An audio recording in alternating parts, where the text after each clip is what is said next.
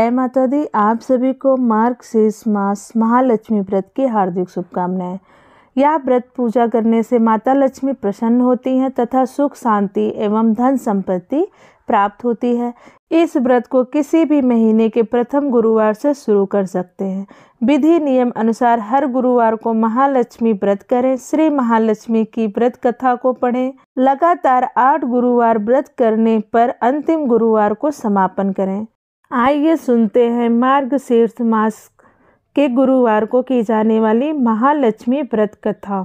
भारतवर्ष के सौराष्ट्र देश में द्वापर युग की यह कहानी है। सौराष्ट्र में उस समय भद्रश्रवा नाम के राजा थे। वे बड़े पराक्रमी राजा थे। 4 वेद, 6 शास्त्र, 18 पुराणों का उन्हें ज्ञान था।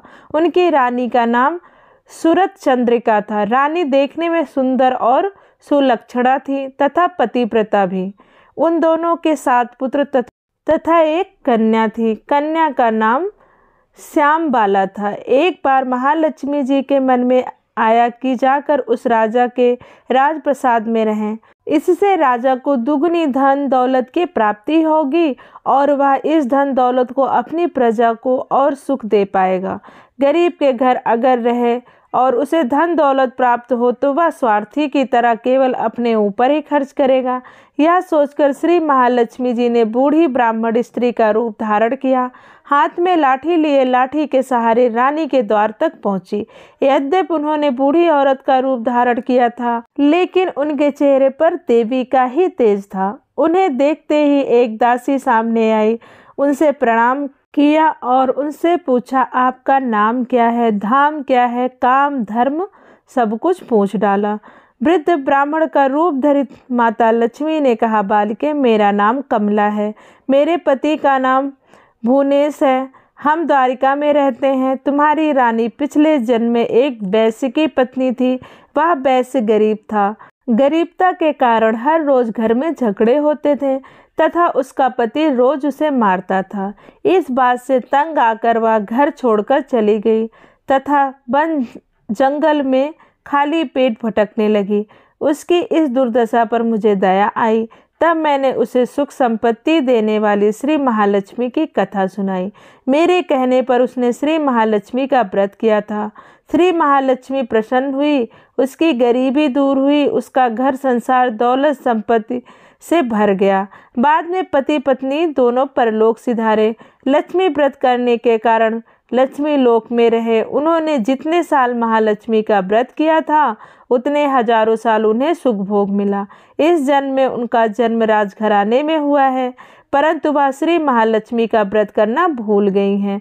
उन्हें यह याद दिलाने मैं यहाँ आई हूँ। बुढ़िया की बातें सुनकर दासी ने उन्हें प्रणाम किया तथा श्री महालक्ष्मी का व्रत किस तरह किया जाए इस बारे में पूछा। बुढ़िया रूप धारण किए हुए श्री महालक्ष्मी माता ने दासी को पूजा की विधि तथा महिमा बताई। इसके बाद वह दासी माता को प्रणाम कर रानी को बताने अंदर चली गई। राज वैभव में रहते हुए रानी को अपने ऐश्वर्य का बहुत घमंड था। संपत्ति तथा अधिकार की वजह से वह उन्मत्त हो चुकी थी। दासी द्वारा बताई गई बुढ़िया की बातें सुनकर वह आग बबूला होकर राजद्वार पर आकर बुढ़िया रूपी महालक्ष्मी पर बहुत गुस्सा हुई। उसे यह मालूम नहीं था कि श्री महालक्ष्मी माता बुढ़िया का रूप धारण किए द्वार तक आई हैं, परंतु रानी के इस कदर रूखा व्यवहार तथा अपना अनादर देखकर माता ने वहां ठहरना ठीक न समझा। वे वहां से चल पड़ी। राह में उन्हें राजकुमारी श्यामबाला मिली। उन्होंने श्यामबाला को सारी बात बताई। श्यामबाला ने अपनी माता की गलतियों का श्री महालक्ष्मी माता से क्षमा मांगा। माता को उस पर दया आई। उन्होंने श्यामबाला को श्री महालक्ष्मी व्रत के बारे में बताया। उस दिन अगहन मार्गशीर्ष माह का पहला गुरुवार था। श्यामबाला ने परम श्रद्धा से श्री महालक्ष्मी का व्रत किया। फलस्वरूप राजा सिद्धेश्वर के सुपुत्र मालाधर से उनका विवाह हुआ। वह धन दौलत ऐश्वर्य वैभव से माला माल हो गई। पति के साथ ससुराल में आनंद से दिन बीतने लगे। इधर श्री महालक्ष्मी का रानी पर प्रकोप हुआ। फलस्वरूप राजा भद्रश्रवा का राज्य एवं राज कारोबार नष्ट हो गया। यहाँ तक कि खाने के लाले पड़ गए। ऐसी हालत में एक दिन रानी ने राजा से निवेदन किया, हमारा दामाद इतना बड़ा राजा है, धनवान है, ऐश्वर्यशाली है, क्यों ना उसके पास जाएं, अपना हाल उसे बताएं, वह जरूर हमारी मदद करेगा। इस बात पर राजा भद्रश्रवा दामाद के पास जाने के लिए निकल पड़े। राज्य में पहुंचकर एक तालाब के किनारे थोड़ी देर विश्राम के लिए ठहरे। तालाब के पानी लेने आते जाते दासियों ने उन्हें देखा। उन्होंने विनम्रता से उनकी पूछताछ की। जब उन्हें यह मालूम हुआ कि वे रानी श्यामबाला के पिता हैं, तो वो दौड़ते हुए जाकर उन्हें रानी को सारी बात बताई। रानी ने दासी के हाथ राज परिधान भेजकर बड़े ठाट साठ से उनका आदर और सत्कार किया, खान पान करवाया। जब लौटने लगे तो सोने की मोहरों से भरा घड़ा दिया।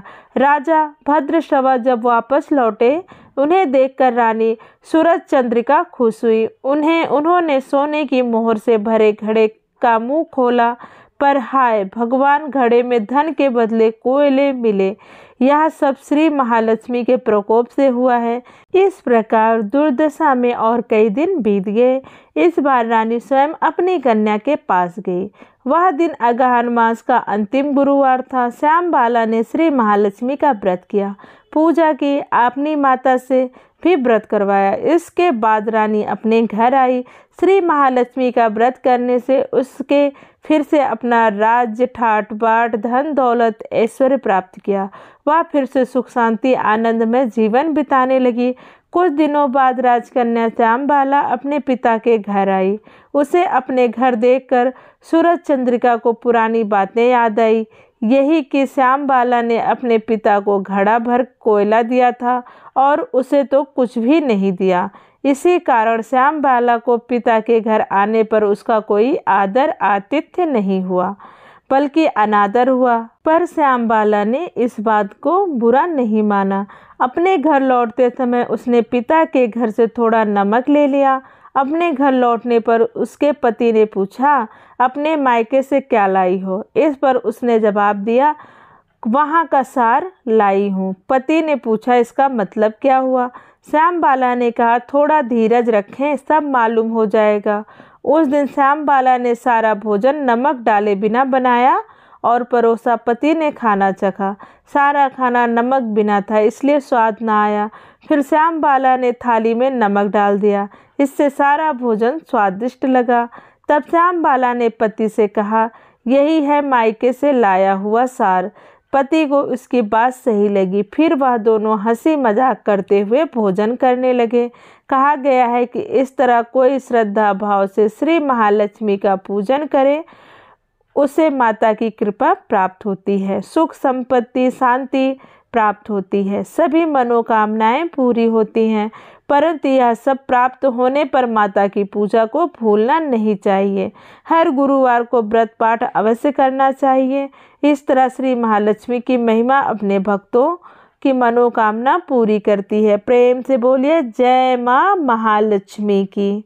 अब हम सुनेंगे महालक्ष्मी पूजन विधि। महालक्ष्मी का पूजा सच्चे श्रद्धा भाव से करना चाहिए। सुबह स्नान आदि से निवृत्त होकर इस पूजा को करें। इस पूजा के लिए किसी ब्राह्मण पुरोहित की आवश्यकता नहीं है, हर कोई अपनी भक्ति से पूजा कर सकते हैं। इस दिन पूर्व ही घर को गोबर से लेप लें या फिर गीले कपड़े से पोंछ लें। इसके बाद एक ऊंचे पीढ़े या चौकी पर छोटे मेज पर बीच में थोड़े से गेहूं चावल रख कर एक साफ सुथरे तांबे या पीतल के लोटे को पानी से भरकर चावल या गेहूं रखें। पानी में सुपारी, कुछ पैसे और दूब डालें।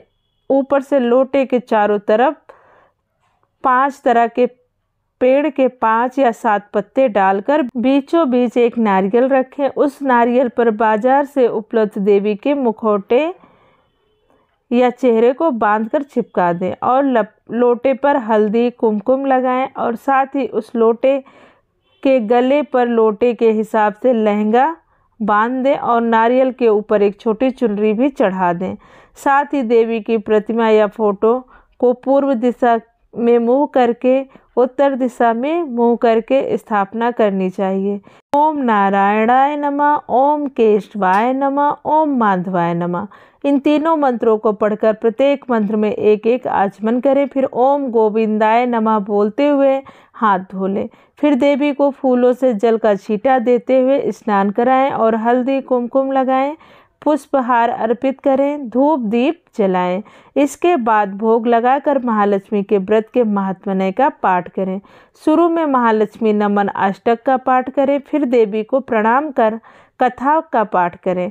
कथा की समाप्ति पर देवी की आरती उतारें तथा फिर से प्रणाम करें। रात को देवी की पूजा करें, मिष्ठान का भोग लगाएं तथा गौ माता के लिए भी अन्न रखें और दूसरे दिन सुबह गौ माता को उसका हिस्सा अर्पित करें। इसके बाद परिवार के सदस्यों के साथ मिलकर भोजन करें। दूसरे दिन सुबह स्नान कर पेड़ के पत्तों को निकालें और घर के अलग अलग जगह पर पानी को समुद्र, नदी, तालाब, कुएं या तुलसी की क्यारी में डाल दें। जिस जगह पूजा की हो वहां हल्दी कुमकुम छिड़क कर 3 बार प्रणाम करें। इस प्रकार महीने के हर गुरुवार को यह व्रत करें।